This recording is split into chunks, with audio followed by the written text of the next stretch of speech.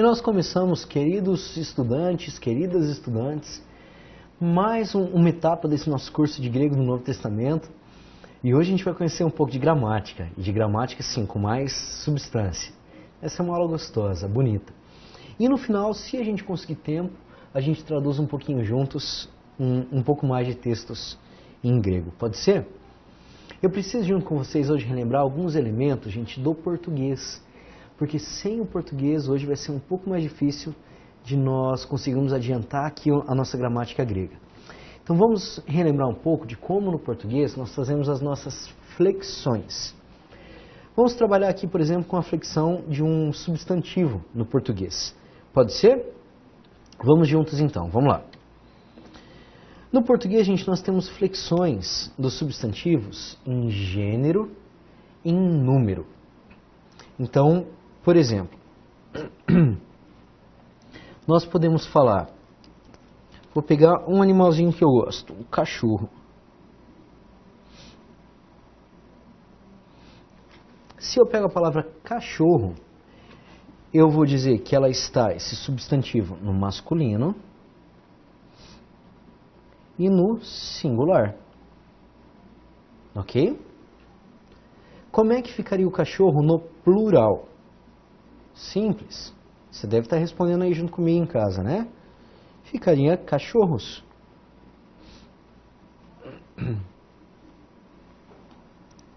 Como é que eu falo cachorro no feminino? A cachorra. A cachorrinha. E no plural, cachorras. Ou seja, no português, se eu tomo um substantivo, eu vou poder flexioná-lo em gênero, masculino ou feminino,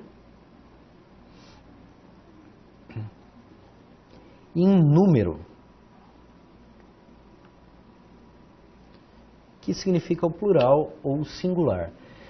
Nós também teríamos a flexão de grau no português, mas essa a gente não precisa trabalhar aqui nesse momento, tá bom? As flexões mais simples que nós temos sempre são em gênero e em número. Isso então preciso que você grave. A flexão em gênero é a flexão que vai indicar se o termo está no masculino ou no feminino. A flexão em número vai indicar se o nosso termo está no plural ou se o nosso termo aparece no singular. Entretanto, gente, essas não são as únicas formas de flexões que nós temos no português. Por exemplo, quando eu pego um verbo, o verbo andar, se eu digo eu andei, eu estou flexionando também o verbo com relação à pessoa que está agindo, né? Que está efetuando a ação do verbo.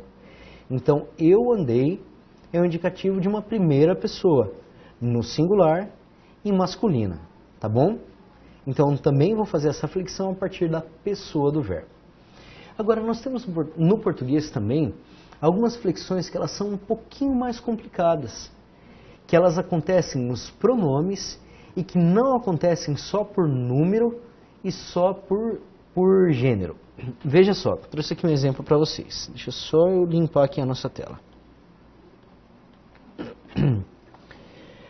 Nós temos, em alguns momentos, algumas flexões que são feitas dos pronomes. Veja só. Aqui eu tenho um pronome pessoal. Aqui eu também vou ter um pronome pessoal. Ou, melhor, até eu poderia aqui mudar a frase. Ao invés de eu me cortei, olha o professor aqui pensando melhor depois. Poderia colocar cortei-me. São dois pronomes pessoais que aparecem e são os mesmos. É um pronome de primeira pessoa e é um pronome no masculino. Entretanto, se você lembra lá do português, você vai lembrar que nós temos um pronome pessoal de um caso chamado reto, que é o pronome eu. E nós temos os pronomes pessoais do caso oblíquo, me, te, ti, consigo. Lembram disso? A gente fazia ali, repetindo para memorizar quando nós éramos mais crianças, né? Ou seja, veja só que interessante. Quando nós usamos cada um desses pronomes, vai depender de como ele é usado na frase. Veja aqui comigo. No texto, eu cortei o bolo, o eu está sendo usado como sujeito. Como sujeito, ele vai estar presente no caso reto. Cortei-me, ele é usado como um pronome reflexivo. Ou seja, eu cortei a mim mesmo.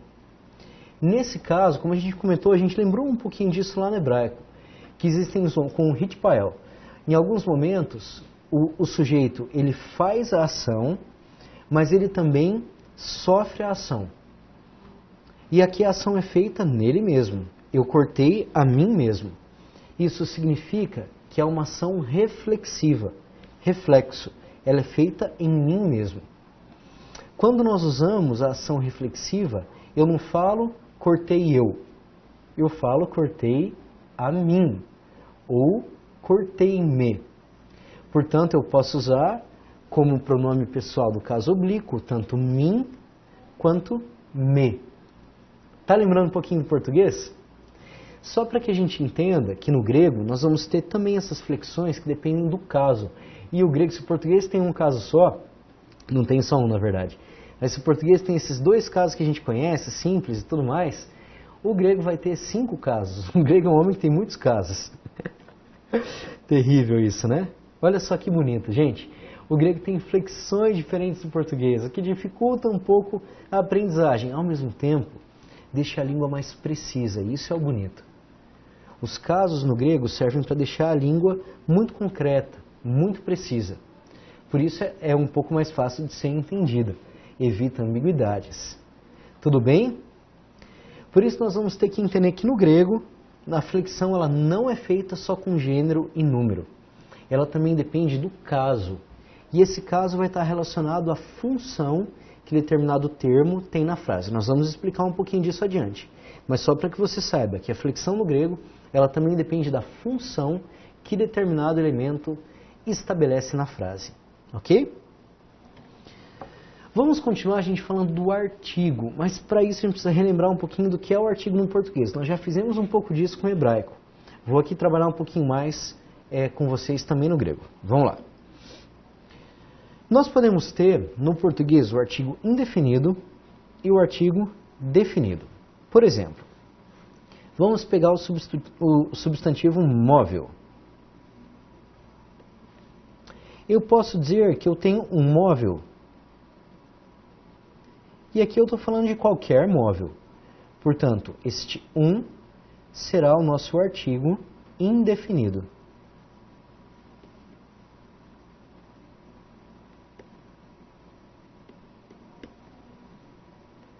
Se eu digo o móvel, eu não estou falando de qualquer móvel.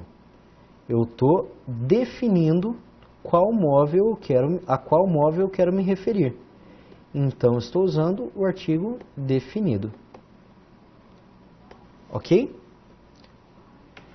Isso vai funcionar muito bem no português. No português nós temos o artigo indefinido e no português nós temos o artigo definido. Ixi, escrevi errado aqui. Definido não, definido. Beleza. Vamos ver como nós fazemos no português a flexão do artigo. Veja lá. Se eu quero falar do artigo no masculino e no singular, eu vou dizer o.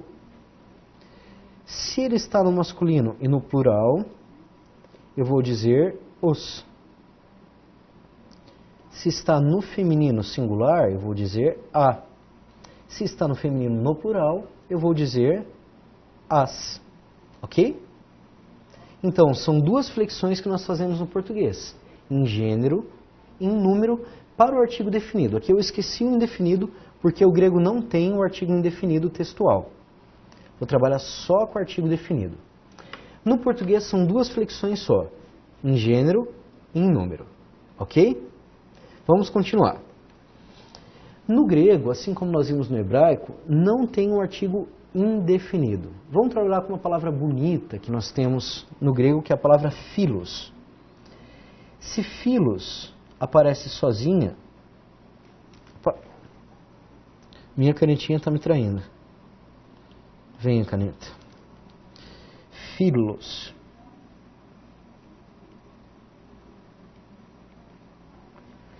Filos, no grego, sozinha, vou fazer aqui também transliteradinho.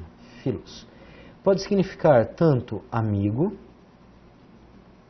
como um amigo. Ela pode ser traduzida sozinha ou pode ser traduzida com um artigo indefinido. Filo sozinho pode ser amigo ou um amigo, tá bem? Agora, se eu coloco um artigo no grego, eu vou ter que flexioná-lo, o artigo definido, em gênero. E no grego nós temos 3 gêneros. Nós temos o gênero feminino, nós temos o gênero masculino e nós temos palavras que não são nem masculinas e nem femininas. Por isso nós dizemos que elas são neutras. E também o artigo, ele vai acompanhar o substantivo. Se o substantivo for neutro, o artigo vai ser neutro. Assim como no português. Se o meu substantivo é masculino, prédio, eu não posso usar o artigo feminino, a prédio, eu tenho que usar o artigo masculino. Plural também, se eu digo prédios, eu não vou dizer o prédios, eu vou dizer os prédios. No português, a flexão do artigo segue a flexão do substantivo, tá bem? A mesma coisa no hebraico. Se no hebraico o meu substantivo está no feminino, o artigo está no feminino. Se está no masculino, também o artigo no masculino. Se o meu substantivo é neutro, também o meu artigo vai estar no formato neutro, tá bem? Vamos ver qual é a outra flexão. A gente sabe 2 delas que também acontecem no português. Você se lembra? No português a primeira flexão era a flexão de gênero, depois nós temos a flexão de número, singular ou plural. Será que no grego é igual? Vamos conferir comigo. Também no grego nós temos uma flexão de número. E a flexão de número, ela apresenta 2 formas, como no português. Aqui está simples, singular e plural. Agora, atenção, porque nós temos algo novo e diferente do grego. A flexão do artigo, ela vai depender, como nós já comentamos, da função que esse artigo exerce na oração. Isso nós chamamos do caso. Dependendo da função dele, ele pode ser nominativo, genitivo, dativo e acusativo. Opa, mas aqui aparecem 1, 2, 3, 4 casos. É verdade. É porque o artigo ele não é conjugado no último caso que o grego vai ter.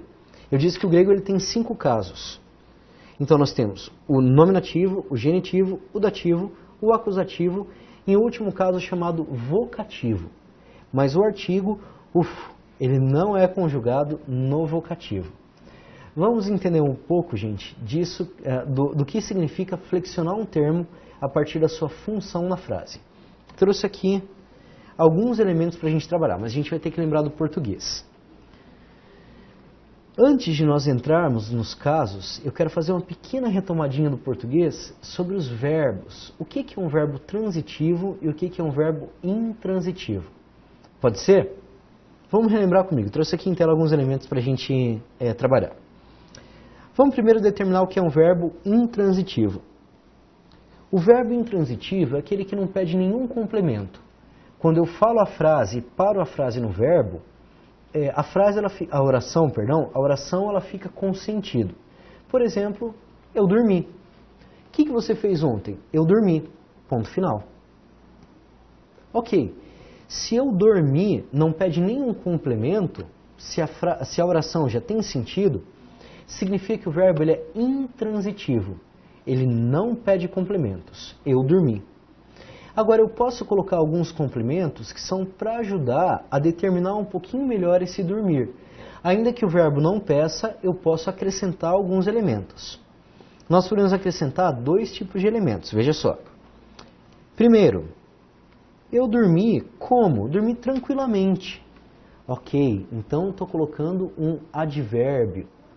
Ele é um complemento adverbial, por isso nós chamamos de um adjunto adverbial. Um adjunto adverbial é todo complemento em forma de advérbio que é feito em um verbo intransitivo. O verbo não precisaria do complemento, mas eu coloco esse complemento para ajudar a moldar um pouquinho melhor essa ação, tá bem? Sempre que eu falo de como, um advérbio de modo, o tranquilo, por exemplo, é o modo com que eu dormi. Então ele é um advérbio. Modo sempre se refere a advérbio. Ok, vamos pegar outro exemplo. Celso chegou. Ok, isso podia ser uma frase, uma oração por si só completa, sem complemento. A gente pergunta, olha, cadê o Celso? O Celso está por aqui? O Celso chegou. Ponto final. Mas aqui eu estou colocando um complemento. Esse complemento vai indicar um predicativo do sujeito, porque tranquilamente se refere a dormir. Feliz se refere ao Celso. Então ele é um predicativo. E agora vamos ter que relembrar das coisas do português? Sim, gente, vamos lembrar um pouquinho do português. Mas veja que não é complicado, é simples.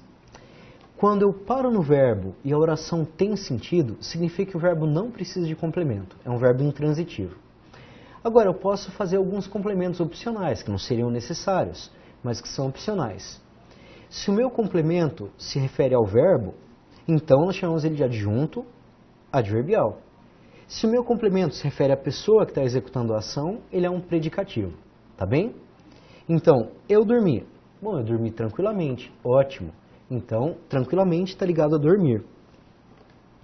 Feliz está ligado à pessoa. Por isso, se Celso chegou feliz, é um predicativo, ok?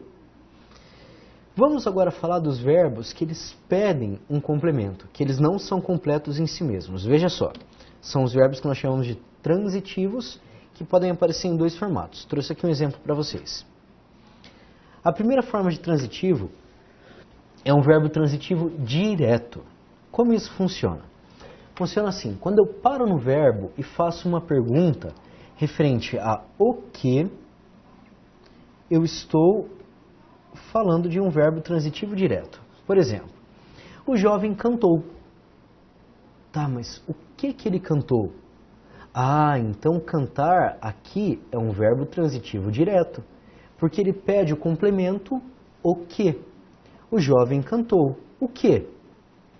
Cantou a canção. Sempre que o verbo, eu posso colocar uma pergunta o que, indica que ele tem a função transitiva.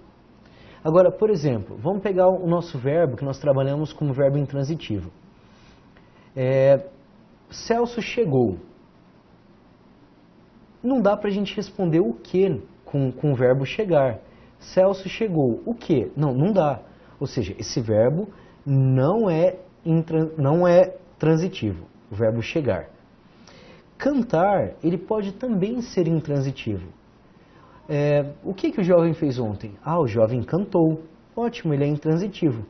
Mas além de ser intransitivo, ele também responde à pergunta o que. Então, ele, além de ser intransitivo, ele também é um verbo transitivo. Ok? Ele exerce essas duas funções. Sendo um verbo transitivo, ele pede um complemento depois do verbo. Então, ele cantou o que? A resposta a essa pergunta será para nós o objeto direto. Vamos ver isso aqui como funciona na frase? O jovem é quem realiza a ação. A primeira coisa que a gente olha é o verbo, cantou.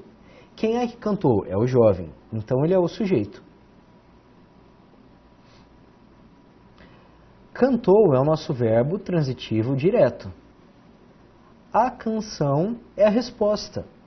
Então, vai ser o nosso... verbo não.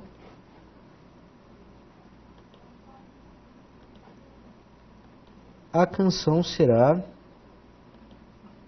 o nosso objeto direto. Objeto direto, tá bem? Então, se eu respondo a pergunta o que, a resposta será o objeto direto. Agora, pode ser que a resposta ela peça um pequeno complemento para ligar elementos que eu quero conectar aqui dentro da minha oração. Esses elementos são as nossas preposições, esses elementos conectores. Quando o nosso verbo pede uma preposição, isso indica que eu vou ter um objeto indireto e que o verbo ele vai ser um verbo transitivo indireto. Ele pode ser o mesmo verbo, pode ser intransitivo, transitivo direto e transitivo indireto. Por exemplo, o verbo cantar. Eu cantei o quê? Ok. Agora eu cantei para quem? Opa, usei a preposição para. Então ele é, além de ser transitivo direto, ele também é transitivo indireto. Veja só. Vamos pegar uma outra frase. O jovem cantou a canção para a florista. Nessa oração, a primeira coisa que a gente vê é o verbo. Quem está realizando a ação do verbo? O jovem, é o jovem que está cantando. Então ele é sujeito.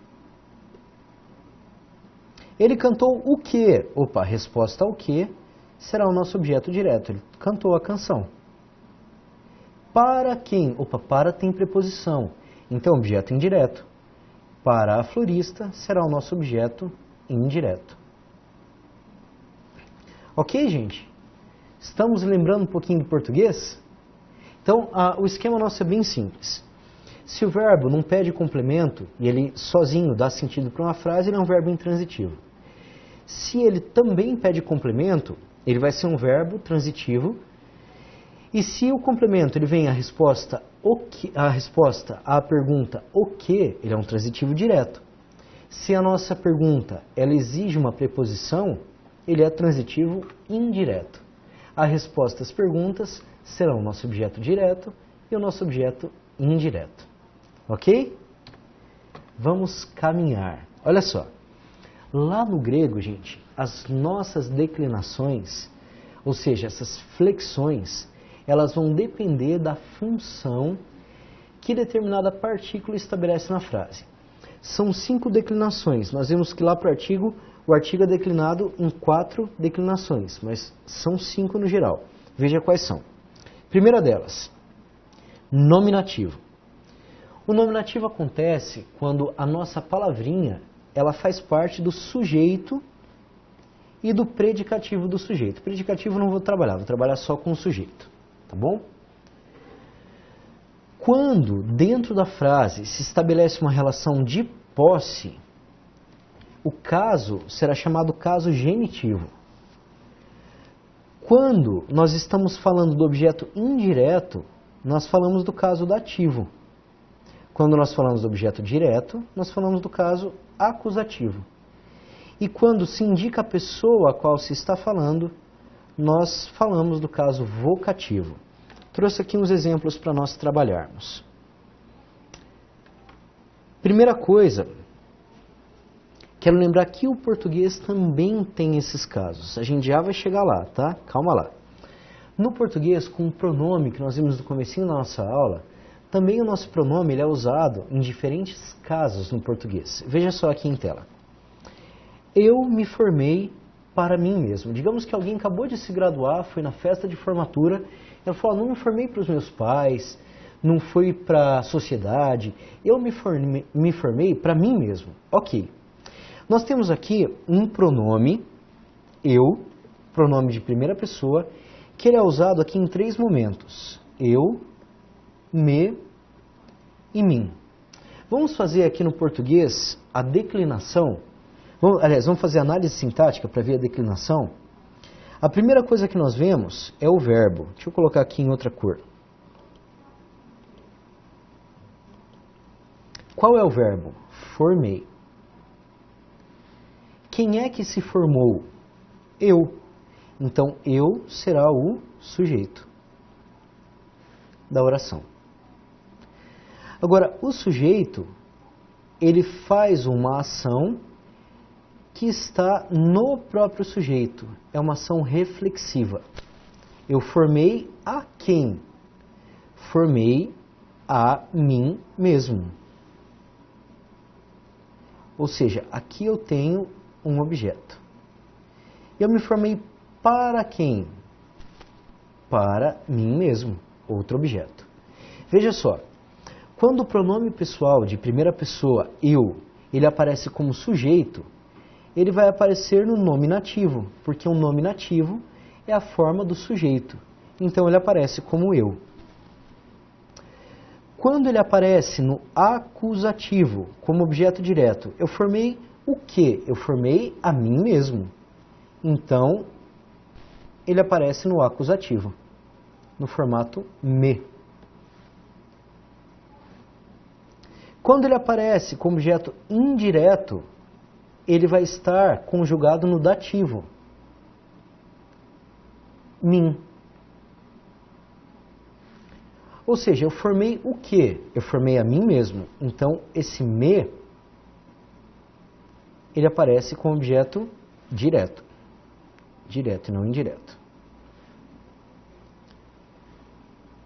Eu formei para quem? Preposição, objeto indireto. Então, o mim está sendo usado como objeto indireto. Deixa eu só apagar aqui o primeiro, para ficar um pouquinho mais visualizável. Eu formei o quê? Eu formei a mim mesmo. Então, objeto direto. Formei me. Uma mesma partícula, em 3 lugares no português, ela tem formatos diferentes. Com isso eu queria mostrar que o português ele também tem essas declinações. Uma mesma partícula, dependendo da função que ela estabelece na frase, ela pode ser colocada de maneiras diferentes. Claro que para nós isso é muito natural. Eu formei-me para mim mesmo. Eu me formei para mim mesmo. Tá bom, tá ali tudo junto. Ok? 3 pronomes pessoais que são colocados de maneiras diferentes. Ok? Vamos lá então? Sendo objeto direto, ele vai ser conjugado aqui, ó, no acusativo. Sendo objeto indireto, ele vai ser conjugado aqui, no dativo. Sendo sujeito, ele vai ser conjugado aqui, no nominativo. Tudo bem? Dá um pouquinho de confusão aqui mesmo, né? No grego, nós vamos ter vários formatos para o artigo. Estou aqui falando do artigo definido. No português, nós temos o, a, os, as. No grego, o negócio complica um pouquinho mais, porque nós temos todos esses formatos que você vê em tela para o singular e todos esses formatos que você vê em tela para o plural. É um pouquinho mais complicado, né? Vou pegar aqui uma frase para a gente tomar como exemplo. Só vou fazer aqui a leitura deles com vocês e vamos fazer também aqui a nossa transliteração. Vamos apagar o que está em tela. No nominativo, ou seja, quando o artigo for usado dentro do sujeito, ele vai ser transliterado como ro. No masculino. No feminino, como re. No neutro, como to. Se ele é usado no genitivo, com relação de posse, ele vai ser transliterado como tu, tes ou tu novamente, no neutro. Se ele é dativo, ou seja, objeto indireto, ele vai ser declinado como to, como te ou como to novamente no neutro.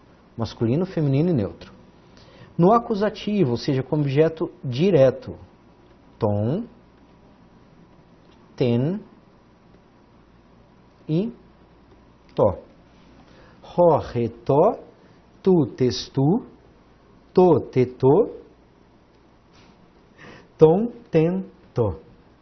Parece estranho, né, gente? É verdade. Para o grego é muito natural, para nós é um pouquinho estranho.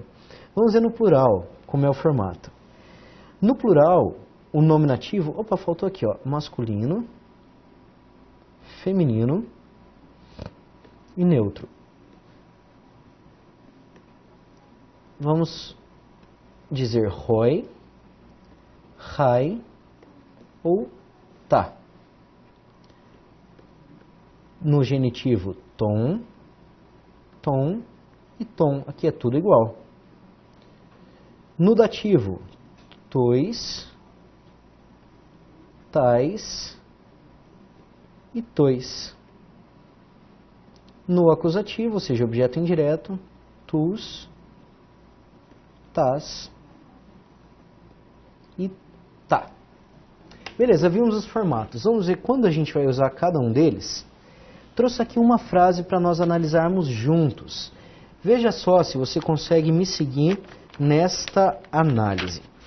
A frase diz: o pescador da Galileia pregou a palavra para as nações.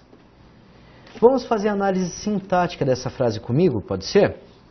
Vamos pegar aqui junto, gente, em primeiro lugar, o verbo. O verbo é uma palavra que indica a ação. Qual é o verbo dessa frase? Vamos ler de novo. O pescador da Galileia pregou a palavra para as nações. Qual desses termos ali indica a ação? Pregar.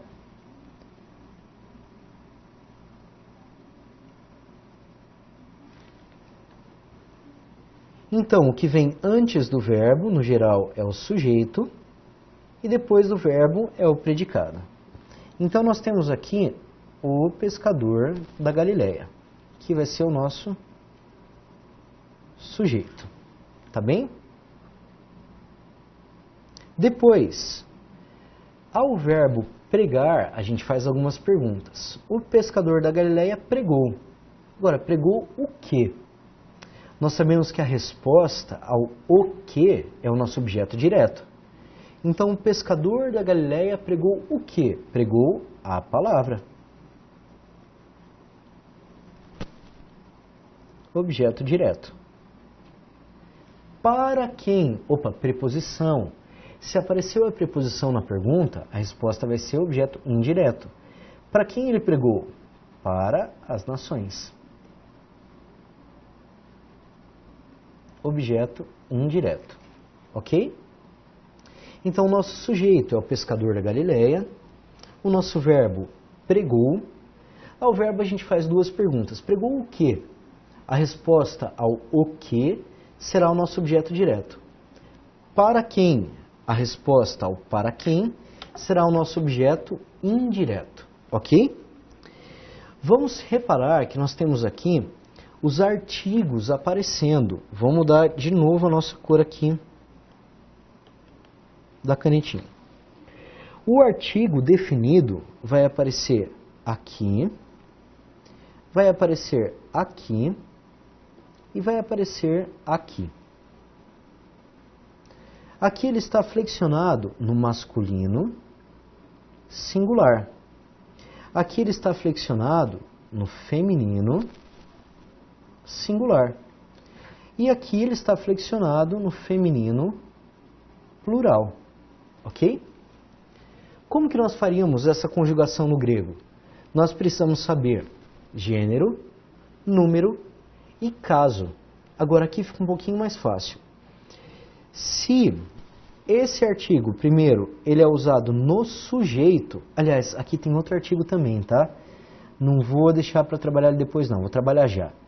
Dá, porque dá no português é de mais a. De mais a. Ou seja, esse a, ele está também no feminino singular. Ok? Beleza, vamos lá. Aqui nós temos o primeiro artigo aparecendo no masculino singular e como sujeito da frase. Como sujeito, ele tem que estar também no caso nominativo.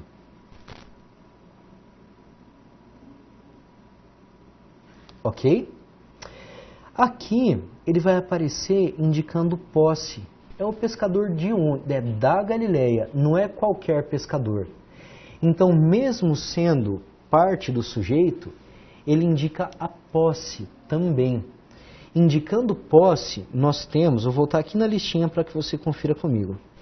Indicando relação de posse, nós temos que conjugá-lo no caso genitivo. Genitivo indica a relação de posse.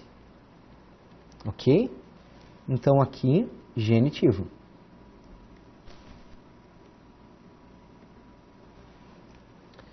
Um pouquinho adiante, ele vai aparecer como parte do objeto direto. Sendo objeto direto, ele tem que ser conjugado no acusativo.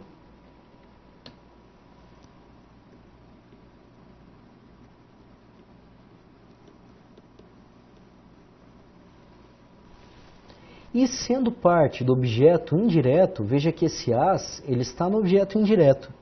Sendo parte do objeto indireto, ele tem que ser conjugado no dativo.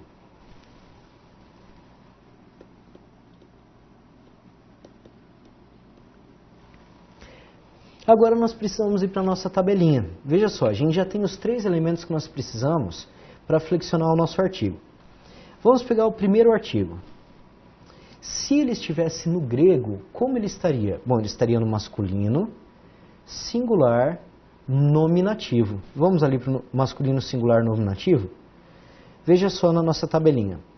Nós temos o nominativo e o masculino no singular. Como ficaria então o artigo? Ficaria assim, ro. Então, aqui eu colocaria ro. Ok? O nosso segundo artigo, ele apareceria aqui, no feminino, singular, genitivo, porque ele indica posse. Então, como que ele ficaria? Vamos para a tabelinha do singular. Singular, feminino, genitivo, porque indica posse. Ficaria tes.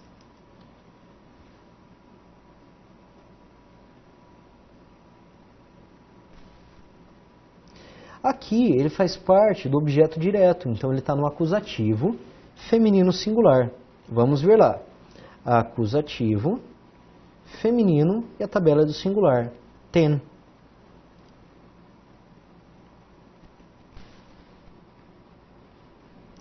E por fim, no objeto indireto, ele tem que ser conjugado no dativo feminino plural.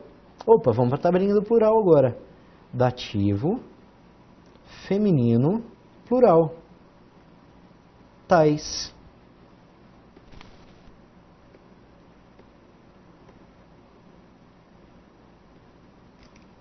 Ok? Então aqui nós entendemos que nas 4 ocorrências do artigo, eles têm funções diferentes. Cada função diferente vai pedir um caso grego diferente. Esses casos, então, vão determinar a forma com que a gente flexiona não só o artigo, mas também os outros termos. O vocativo ele não é usado para o artigo, e eu vou deixar ele também para um estudo posterior em outro momento. Tudo bem, gente? Deu para entender um pouquinho isso daqui? Olha, quero dizer para você que você já está em um nível bastante elevado aqui do grego, viu? A gente já está trabalhando com elementos mais profundos. Só para que a gente entenda então, fazendo uma síntese. Nós trabalhamos aqui com a declinação, ou seja, com a flexão do artigo grego. Nós vimos que o artigo grego ele não é como no português, que a gente só flexiona por número e por gênero. O artigo grego é flexionado em gênero, em número e em caso. O que é o caso? O caso é a forma com que o termo é usado dentro da nossa oração. Se ele é usado como sujeito, nós usamos o caso nominativo. Se ele é usado como posse, indicando posse, ele é usado como genitivo. Se ele é usado como objeto direto, nós usamos o acusativo. E se ele é usado como objeto indireto, nós usamos o caso dativo. Tá bem? Cada um desses casos vai ter um finalzinho comum para as palavras. Portanto, sempre que eu conjugo uma palavra, no caso dativo, eu vou ter uma forma bem específica de colocar o finalzinho dessa palavra para indicar que ela está no dativo. Se ela está no dativo, eu já sei que dentro da frase ela exerce a função de objeto indireto. Ok? Não é tão difícil assim, né? Exige um pouquinho, eu sei, mas não é tão difícil assim. Para terminar, olha, se você ainda não conseguiu pegar muito bem isso, corra um pouquinho anteriormente no vídeo, reveja novamente as explicações, perceba que o português também tem casos, como nós usamos o exemplo com pronome pessoal, que pode ser eu, me ou mim, e veja também como isso é aplicado para o português, tá bem? Depois veja como isso é aplicado lá no grego, com exemplo concreto, que é o nosso exemplo do artigo definido. No português nós só temos 4 formatos, o, a, os, as. No grego, vamos contar quantos a gente tem? Nós temos no singular 12, 3 colunas com 4 formas, no plural mais 12. Nós temos 24 formas para a flexão do artigo definido. Eu sei que complica um pouquinho, né? Enquanto no português nós temos só 4, no grego a gente tem 24. Tudo bem, mas depois vai ficando um pouco mais fácil porque o final é sempre o mesmo. Então não é tão difícil assim. Quero convidar nós a terminarmos a nossa aula de hoje fazendo tradução. Vamos ver o que a gente consegue traduzir aqui, até onde a gente consegue chegar. A nossa tradução será de Mateus, no capítulo 6, a partir da segunda parte do capítulo 9, que é a oração do Pai Nosso. Vamos traduzindo aqui alguns elementos juntos, para nós vermos como é aplicado já esses pequenos detalhes aqui de flexão, declinação, como nós chamamos, dependendo de cada caso. Pode ser? Acompanhe comigo então em tela. Deixa eu ver se eu estou com a minha canetinha vermelha. Não, vermelhinha, está aqui. Vamos fazer aqui a primeira transliteração e depois a nossa tradução. Primeiro, pater.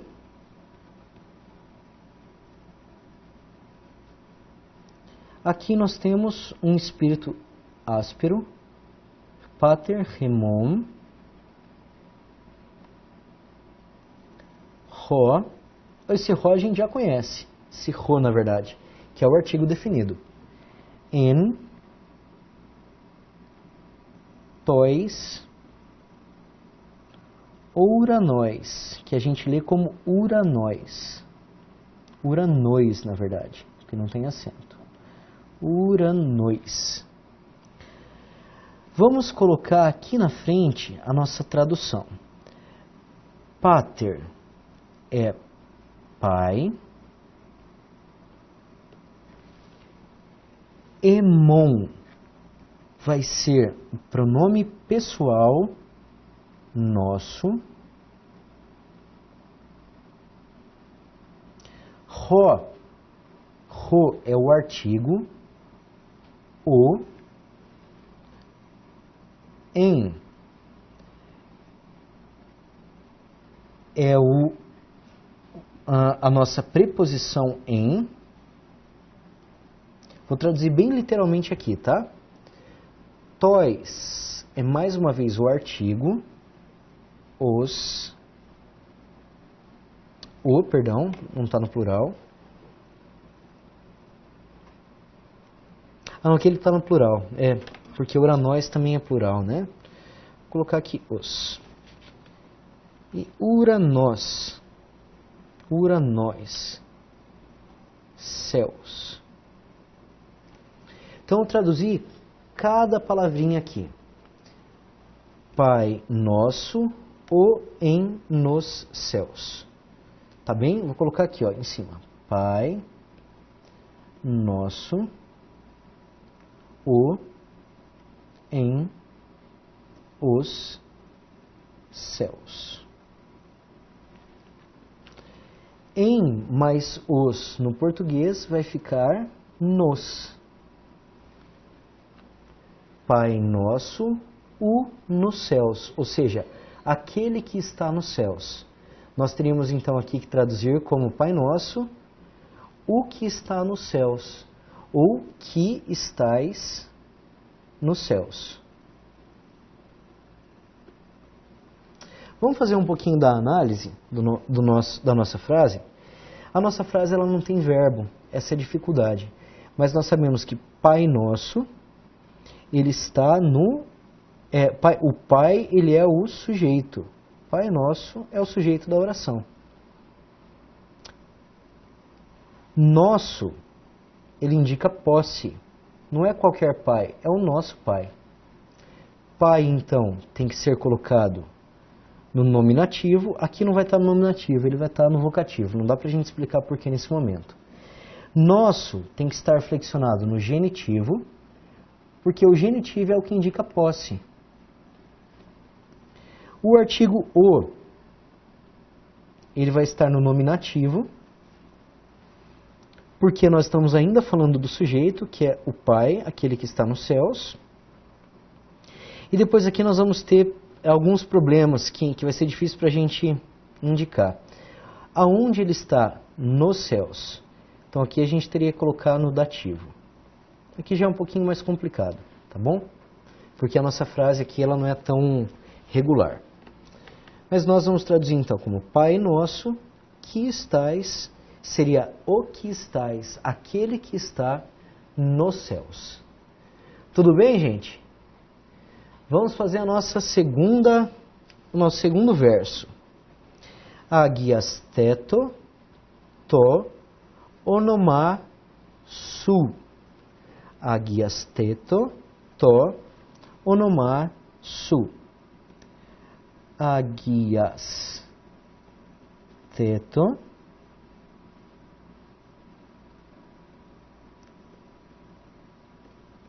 to onoma su. Agiasteto to onoma su. Onoma su. Tá bem? Vou colocar aqui o significado de cada uma das palavrinhas. Agiasteto é um verbo que está no imperativo, que indica seja santificado.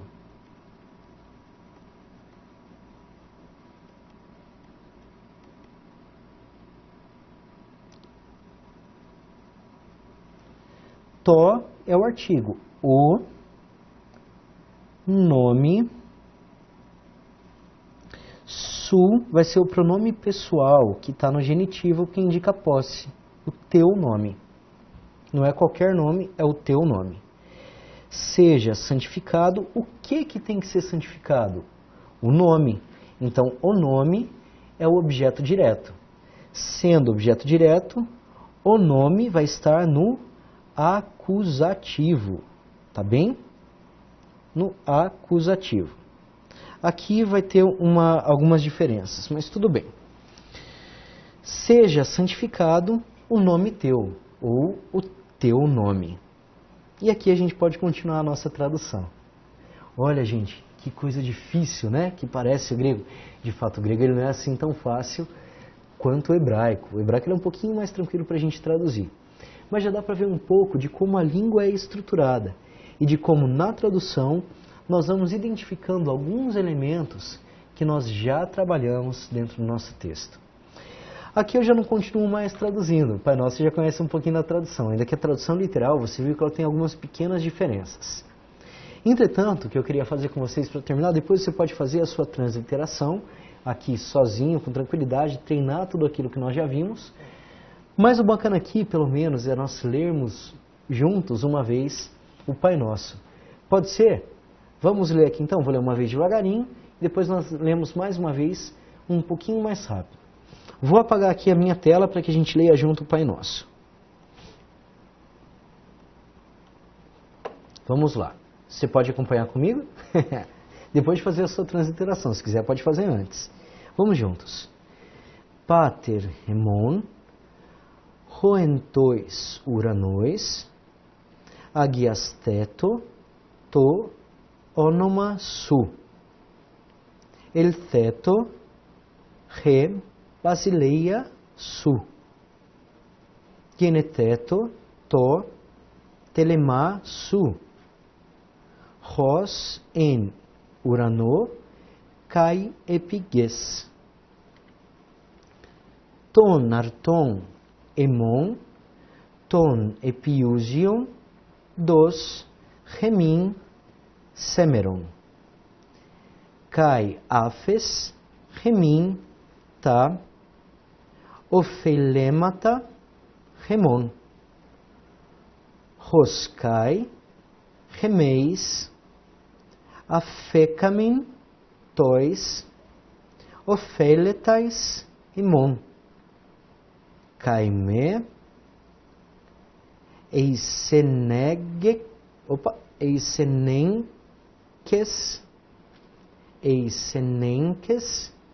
gemas ei peirasmon. Alá risai gemas apo, tu, poneru. Amém. Essa é a nossa oração do Pai Nosso. Se você quiser depois ir repetindo várias vezes ou orar com ela, você já tem elementos para falar um pouquinho de grego. Quero agradecer a você todo o seu esforço. Eu sei que não é fácil começar a entrar no mundo das línguas bíblicas. Ainda mais quando nós temos aqui muita gramática, tem que relembrar do português. Eu sei que não é fácil, que exige um pouquinho. O trabalho bonito e gostoso é de começar a ver um texto grego e reconhecer vários elementos que estão ali presentes no grego, no texto. E entender essa construção bonita que Deus vai fazendo com os nossos textos bíblicos. Agora, quero dizer uma coisa importante para você. O que nós fizemos aqui com o hebraico e com o grego já te dá todas as ferramentas para que você coloque na sua caixa de ferramentas, para que você leia agora bons comentários bíblicos e entenda alguns elementos. Por exemplo, se lá no grego um comentário bíblico vai dizer, um comentário bíblico do Novo Testamento, vai dizer que tal elemento é usado no dativo, você já consegue ver aqui nas suas aulas e se lembrar o que significa o dativo. Se disse lá acusativo, você vai dizer, opa, acusativo eu sei o que é o objeto direto. Então você já consegue ter elementos, ainda não para traduzir sozinho um texto, mas para ler bons comentários que trazem esses nomes um pouco difíceis que a gente não entende muito bem no começo. Com isso, já se abre mais um novo mundo, mais uma nova janela para que você aprofunde os seus estudos bíblicos.